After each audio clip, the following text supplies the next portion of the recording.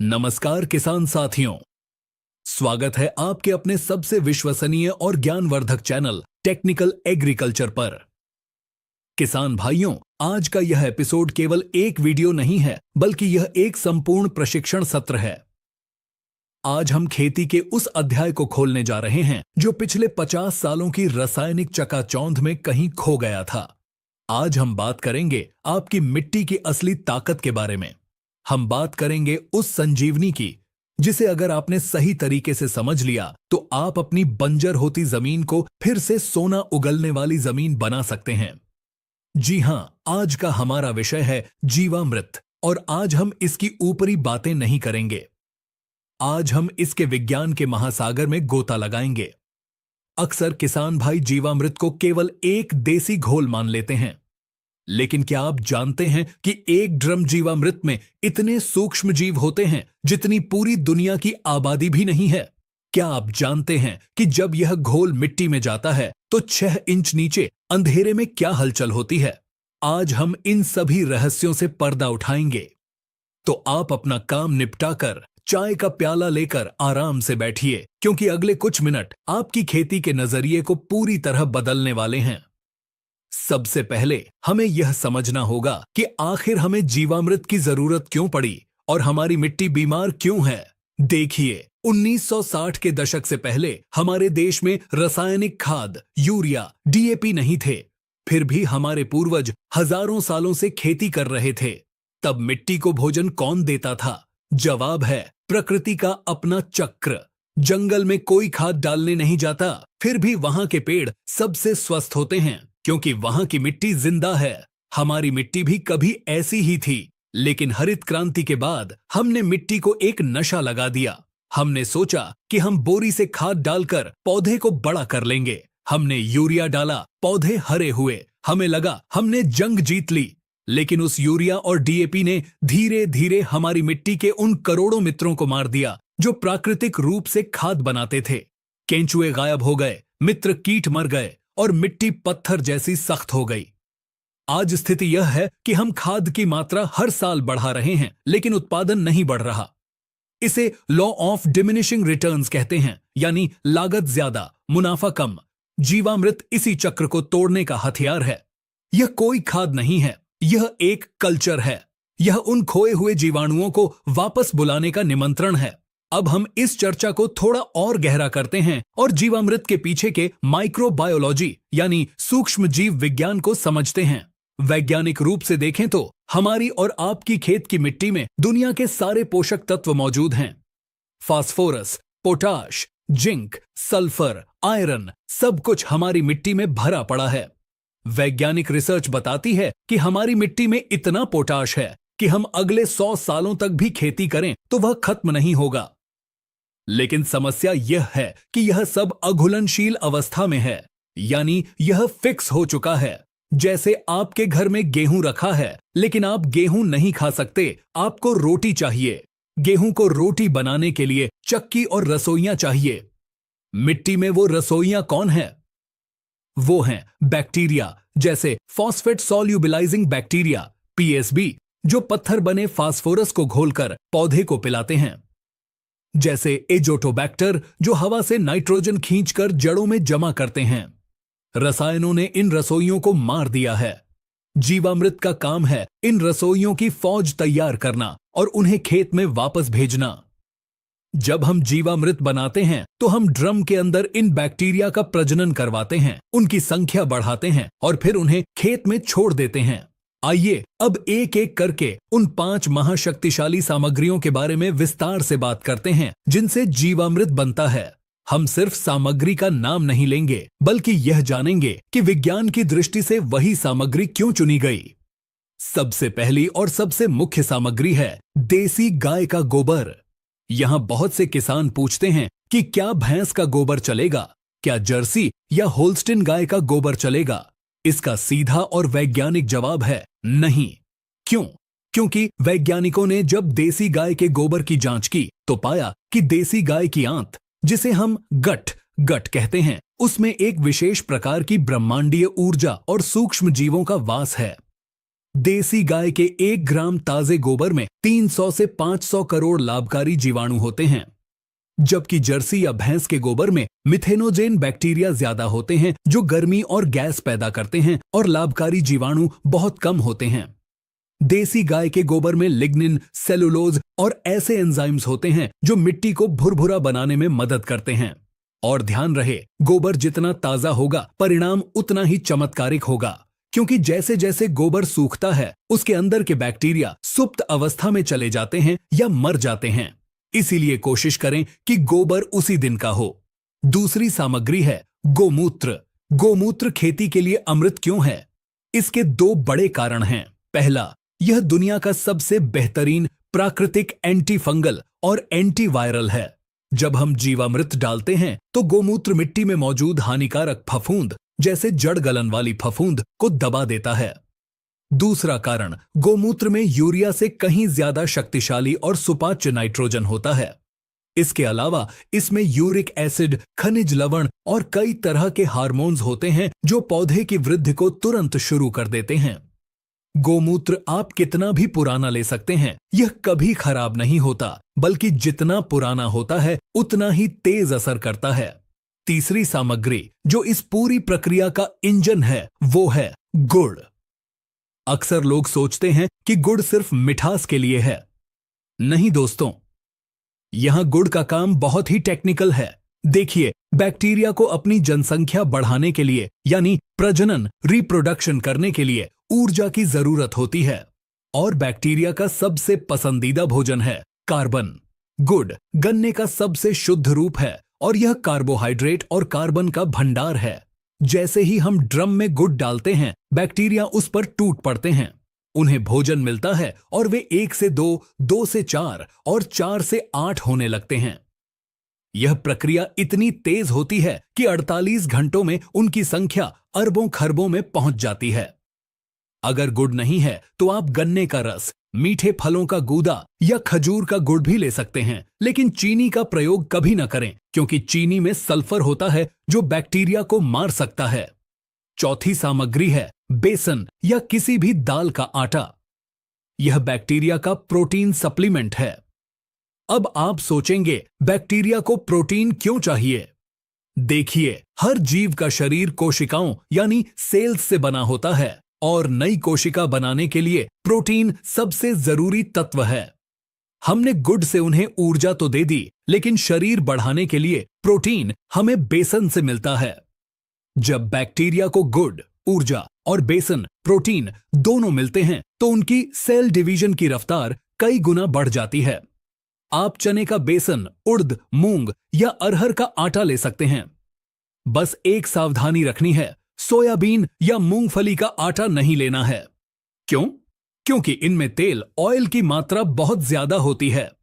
तेल पानी के ऊपर एक परत बना लेता है, जिससे ड्रम के अंदर ऑक्सीजन नहीं जा पाती और हमारे बैक्टीरिया, जिन्हें सांस लेने के लिए हवा चाहिए, वो दम घुटने से मर सकते हैं।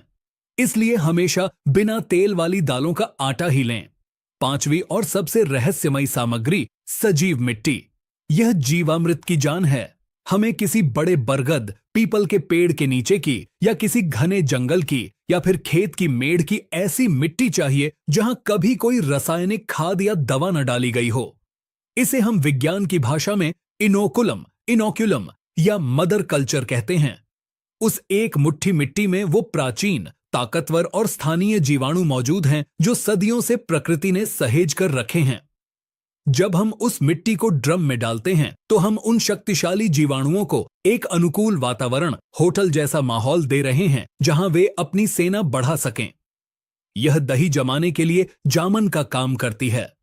अब हम बात करेंगे जीवामृत बनाने की सटीक और वैज्ञानिक विधि पर। यहां छोटी छोटी बातें बहुत मायने रखती हैं। आपको 100-200 लीटर का ड्रम लेना है। ध्यान रहे, ड्रम प्लास्टिक का ही हो। लोहे, तांबे या पीतल के बर्तन का प्रयोग बिल्कुल वर्जित है, क्योंकि जीवामृत बनते समय उसमें कई तरह के कार्बनिक अम्ल, ऑर्गेनिक एसिड्स बनते हैं जो धातु के साथ प्रतिक्रिया करके विषैला तत्व बना सकते हैं। ड्रम में लगभग 170 से 180 लीटर पानी भरें। पानी का भी ध्यान रखें, अगर आप बोरवेल का खारा पानी ले रहे हैं तो परिणाम थोड़े कम आ सकते हैं। मीठा पानी या नहर का पानी सर्वोत्तम है। अगर नल का पानी ले रहे हैं जिसमें क्लोरीन आता है तो उस पानी को एक दिन खुले में छोड़ दें ताकि क्लोरीन उड़ जाए, क्योंकि क्लोरीन बैक्टीरिया को मार देता है। अब इसमें 10 किलो ताजा गोबर, 10 लीटर गोमूत्र, 2 किलो गुड़ और 2 किलो बेसन को अलग से बाल्टी में अच्छे से घोलकर ड्रम में डाल दें। आखिर में वो 1 मुट्ठी सजीव मिट्टी डाल दें। अब आता है इस प्रक्रिया का सबसे महत्वपूर्ण हिस्सा, घोल को चलाना या घुमाना। आपको एक लकड़ी का डंडा लेना है और घोल को घड़ी की सुई की दिशा में क्लॉकवाइज घुमाना है। दाएं से बाएं इसे एंटी क्लॉकवाइज यानी उल्टा नहीं घुमाना है। इसके पीछे 2 बड़े कारण हैं। पहला कारण आध्यात्मिक और ब्रह्मांडीय ऊर्जा से जुड़ा है, जिसे हम वॉर्टेक्स एनर्जी कहते हैं। जब हम किसी द्रव को क्लॉकवाइज घुमाते हैं तो वह सकारात्मक ऊर्जा को ग्रहण करता है। लेकिन इसका दूसरा और ठोस वैज्ञानिक कारण है ऑक्सीजन का संचार। हमारे जो मित्र जीवाणु हैं वे एरोबिक हैं। इसका मतलब है कि उन्हें जिंदा रहने के लिए ऑक्सीजन की सख्त जरूरत है। जब हम डंडे से गोल गोल घुमाते हैं तो पानी में एक गहरा भंवर वॉर्टेक्स बनता है। यह भंवर ऊपर की हवा और ऑक्सीजन को खींचकर ड्रम के पेंदे तक ले जाता है। इससे पूरे घोल में ऑक्सीजन का लेवल बढ़ जाता है और बैक्टीरिया तेजी से सांस ले पाते हैं। अगर आप इसे नहीं घुमाएंगे तो ऊपर एक पपड़ी जम जाएगी, ऑक्सीजन नीचे नहीं जाएगी और नीचे के बैक्टीरिया मर जाएंगे और फिर घोल से बदबू आने लगेगी। इसलिए दिन में कम से कम 2 बार, सुबह और शाम 2-2 मिनट के लिए इसे घुमाना अनिवार्य है। अब सवाल आता है कि इसे कितने दिन रखना है। यह मौसम पर निर्भर करता है। सूक्ष्म जीव तापमान के प्रति बहुत संवेदनशील होते हैं। अगर गर्मी का मौसम है तो बैक्टीरिया बहुत तेजी से प्रजनन करते हैं और आपका जीवामृत मात्र 48 घंटे 2 दिन में तैयार हो जाता है। अगर सर्दी का मौसम है तो उन्हें अपनी संख्या बढ़ाने में समय लगता है, तब आपको 4 से 6 दिन का समय लग सकता है। आप कैसे पहचानेंगे कि जीवामृत तैयार है? जब आप ड्रम का ढक्कन, बोरी हटाएंगे तो आपको एक खट्टी मीठी सिरके जैसी या खमीर उठने जैसी गंध आएगी। घोल का रंग भी बदलकर सुनहरा या गहरा भूरा हो जाएगा। ऊपर बहुत सारे बुलबुले और झाग दिखेंगे। यह संकेत है कि फर्मेंटेशन किण्वन की प्रक्रिया पूरी हो चुकी है और अब यह घोल साधारण पानी नहीं बल्कि अरबों सूक्ष्म जीवों का एक महासागर बन चुका है। यहां एक सावधानी और, ड्रम को हमेशा छाया में रखें, पेड़ के नीचे या किसी छप्पर के नीचे। इसे सीधी धूप से बचाना है। सूर्य की अल्ट्रावायलेट किरणें इन नाजुक जीवाणुओं को पल भर में मार सकती हैं। और ड्रम के मुंह को कभी भी एयर टाइट कसकर ढक्कन से बंद न करें। उसे झूठ की बोरी या सूती कपड़े से बांधें। इससे गैस बाहर निकल सकेगी और हवा अंदर जा सकेगी। अगर ढक्कन कस दिया तो अंदर गैस का दबाव बन जाएगा और बैक्टीरिया ऑक्सीजन की कमी से मर जाएंगे। आइए अब इस वीडियो के सबसे महत्वपूर्ण भाग की ओर बढ़ते हैं, जीवामृत का खेत में प्रयोग और उसके काम करने का तरीका। आखिर यह मिट्टी में जाकर करता क्या है? जब आप सिंचाई के पानी के साथ जीवामृत को खेत में छोड़ते हैं तो यह एक उत्प्रेरक कैटलिस्ट का काम करता है। जैसे ही यह जीवामृत मिट्टी के कणों को छूता है, इसमें मौजूद बैक्टीरिया मिट्टी में फैल जाते हैं। सबसे पहला बदलाव जो आप देखेंगे वह है केंचुओं की वापसी। देखिए, देसी केंचुए हमारी मिट्टी के सबसे बड़े इंजीनियर हैं। वे जमीन में 10 से 15 फीट नीचे समाधि लेकर सो रहे होते हैं, क्योंकि ऊपर की सतह पर रसायनों की गर्मी और जहर है। जीवामृत की गंध केंचुओं के लिए एक सिग्नल है कि ऊपर का माहौल अब अनुकूल और ठंडा हो गया है। वे पागलों की तरह ऊपर भागते हैं और जब लाखों केंचुए नीचे से ऊपर और ऊपर से नीचे आते जाते हैं तो वे मिट्टी में करोड़ों अदृश्य छेद, पोर्स बना देते हैं। इन छेदों का महत्व बहुत बड़ा है। जब बारिश होती है या आप सिंचाई करते हैं तो पानी बहकर बाहर नहीं जाता, बल्कि इन छेदों के जरिए सीधा जमीन के भूगर्भ में उतर जाता है।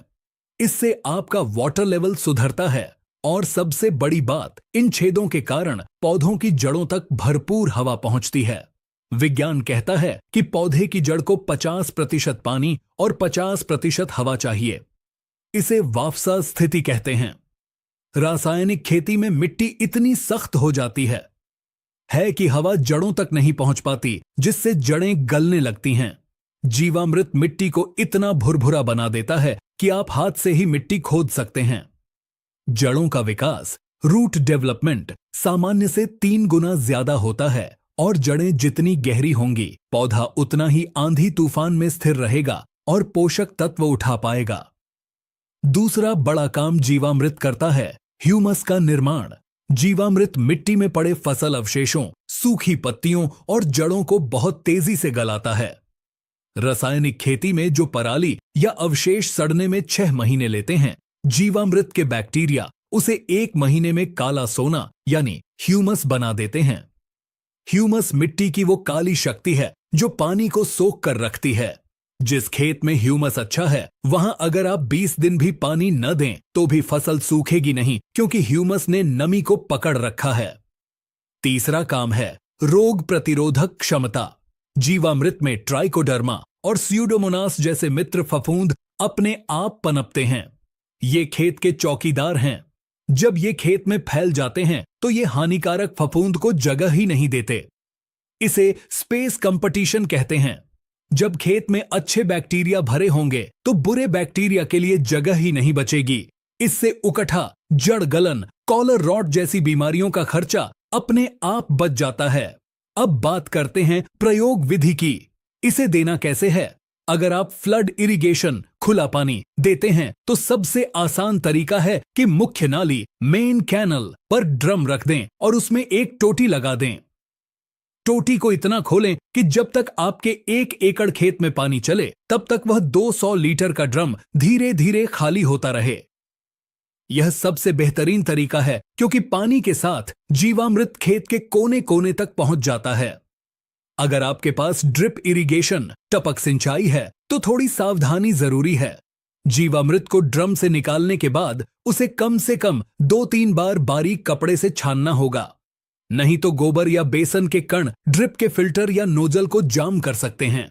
छानने के बाद आप इसे वेंचुरी के माध्यम से चला सकते हैं।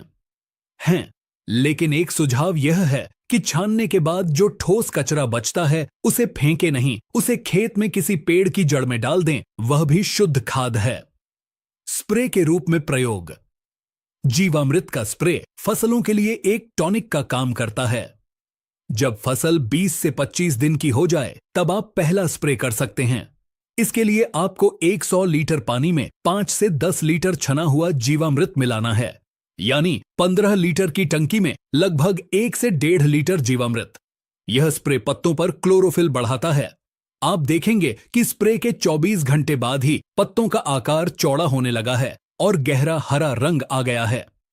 यह हरापन यूरिया जैसा नहीं होता जो बीमारी को न्योता दे, यह एक स्वस्थ हरापन है। जब फसल में फूल आ रहे हों या फल बन रहे हों, उस समय इसका स्प्रे बहुत फायदा करता है। यह फूलों को झड़ने से रोकता है और फलों में चमक लाता है। मात्रा, डोज कितनी होनी चाहिए? 1 एकड़ जमीन के लिए महीने में एक बार 200 लीटर जीवामृत पर्याप्त है। यह मानक है। लेकिन अगर आपने अभी अभी रासायनिक खेती छोड़ी है और आपकी जमीन बहुत ज्यादा खराब या बीमार है, तो आप शुरुआत के 6 महीनों में हर पानी के साथ या हर 15 से 20 दिन में इसका प्रयोग कर सकते हैं। इसकी कोई ओवरडोज नहीं होती। अगर आप गलती से ज्यादा भी डाल देंगे तो भी यह नुकसान नहीं करेगा, बल्कि फायदा ही करेगा। अब चर्चा करते हैं कुछ आम गलतियों और सावधानियों की जो अक्सर किसान भाई अनजाने में कर बैठते हैं और फिर कहते हैं कि रिजल्ट नहीं मिला। पहली और सबसे बड़ी गलती, जीवामृत और रासायनिक जहर का साथ साथ प्रयोग। किसान भाइयों, यह एक विरोधाभास है। एक तरफ आप बैक्टीरिया को बढ़ाने के लिए इतनी मेहनत से जीवामृत बना रहे हैं और दूसरी तरफ आप खेत में रासायनिक कीटनाशक या खरपतवारनाशी डाल रहे हैं। रसायन का मतलब ही है जीवन को मारने वाला। अगर आपने जीवामृत चलाया और 2 दिन बाद ऊपर से कीटनाशक छिड़क दिया तो समझ लीजिए आपने अपने ही हाथों से अपनी मेहनत बर्बाद कर दी। आपके सारे मित्र बैक्टीरिया मर जाएंगे। इसलिए जीवामृत डालने के कम से कम 1 हफ्ता पहले और 1 हफ्ता बाद तक खेत में कोई भी रासायनिक गतिविधि न करें। सबसे अच्छा तो यही है कि धीरे धीरे रसायनों को पूरी तरह बंद कर दें। दूसरी गलती, समय सीमा, शेल्फ लाइफ। जीवामृत को बनाकर महीनों तक स्टोर नहीं किया जा सकता। यह कोई बाजार की दवा नहीं है, यह एक लिविंग कल्चर है। जब तक ड्रम में गुड़ और बेसन है, बैक्टीरिया बढ़ते रहेंगे, लेकिन 7 दिन के बाद ड्रम का भोजन खत्म होने लगता है। तब बैक्टीरिया भूख से मरने लगते हैं या एक दूसरे को खाने लगते हैं और उनकी संख्या तेजी से घटने लगती है। इसलिए नियम बना लें, ताजा बनाओ, ताजा खिलाओ। बनाने के 7 दिनों के भीतर इसका प्रयोग कर लेना ही सर्वोत्तम है। तीसरी गलती, अपर्याप्त नमी। जीवामृत डालने के बाद खेत में नमी का होना बहुत जरूरी है। बैक्टीरिया को तैरने और चलने के लिए नमी चाहिए। अगर आप सूखी जमीन में जीवामृत छिड़क देंगे तो वे काम नहीं कर पाएंगे। हमेशा सिंचाई के साथ या बारिश के बाद जब नमी हो तभी इसका प्रयोग करें। अब कुछ उन्नत एडवांस्ड बातें जो अनुभवी किसान प्रयोग करते हैं। क्या हम इसमें और कुछ मिला सकते हैं? जी हां, अगर आपके क्षेत्र में नीम के पत्ते, आक, मदार के पत्ते या सहजन, मुनगा के पत्ते मिलते हैं तो आप जीवामृत बनाते समय उनकी चटनी बनाकर डाल सकते हैं। सहजन में बहुत सारे विटामिन होते हैं, नीम में एंटीबैक्टीरियल गुण होते हैं। यह आपके जीवामृत को और भी शक्तिशाली सुपर जीवामृत बना देगा। फलों के बागों में इसका प्रयोग कैसे करें? अगर आपके पास आम, अमरूद या नींबू का बाग है तो आपको ड्रिप की भी जरूरत नहीं। आप रिंग विधि अपनाएं। पेड़ के तने से 2-3 फीट दूर जहां पेड़ की छाया, कैनोपी खत्म होती है, वहां एक गोल नाली या रिंग बना लें।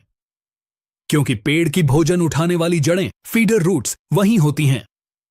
उस रिंग में जीवामृत डालें और मिट्टी से ढक दें। सूखे पत्तों की मल्चिंग कर दें। आप देखेंगे कि पेड़ की ग्रोथ में जो रुकावट थी वह दूर हो गई है। जीवामृत के आर्थिक पहलू पर भी बात करना जरूरी है। आज खेती में सबसे बड़ा संकट लागत का है। यूरिया, डीएपी और दवाइयों का खर्चा इतना बढ़ गया है कि किसान के हाथ में कुछ नहीं बचता। जीवामृत की लागत क्या है? गोबर घर का, गोमूत्र घर का, मिट्टी खेत की। सिर्फ थोड़ा सा गुड़ और बेसन बाजार से लाना है, यानी मुश्किल से 100 या 150 रुपए में आप 1 एकड़ की खाद तैयार कर लेते हैं। जहां आप हजारों रुपए खर्च करते थे, वहां अब मात्र 100 रुपए खर्च हो रहे हैं।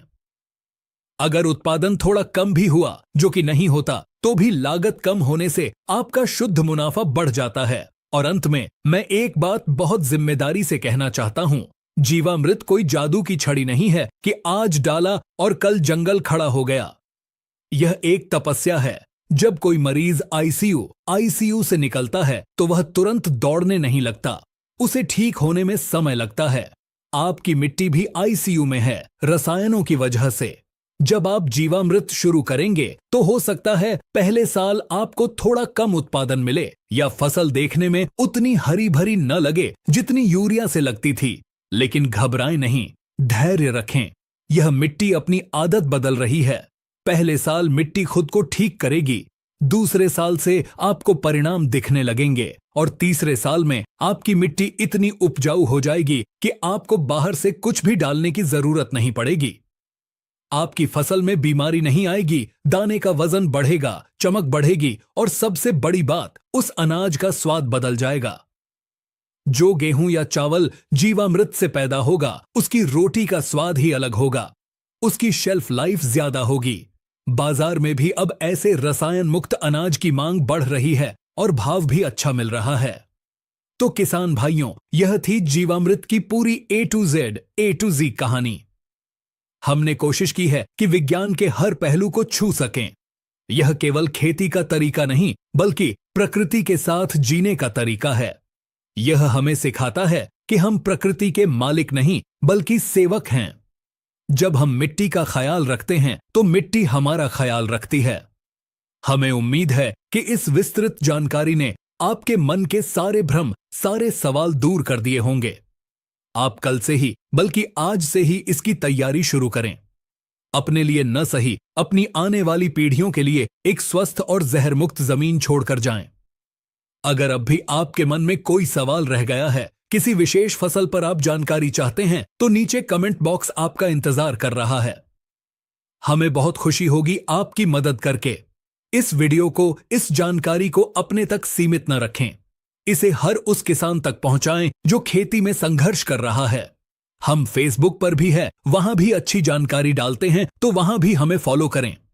जुड़े रहिए टेक्निकल एग्रीकल्चर के साथ, क्योंकि यहां हम बात करते हैं सच्ची और पक्की खेती की।